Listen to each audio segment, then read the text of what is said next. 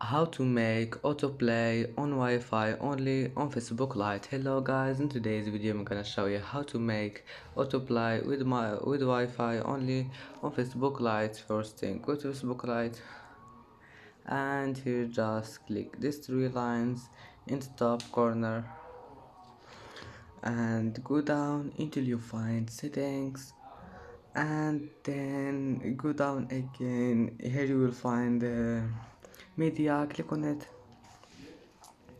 Now just scroll down, you will find autoplay. Here just select on Wi-Fi only, click on it, and that's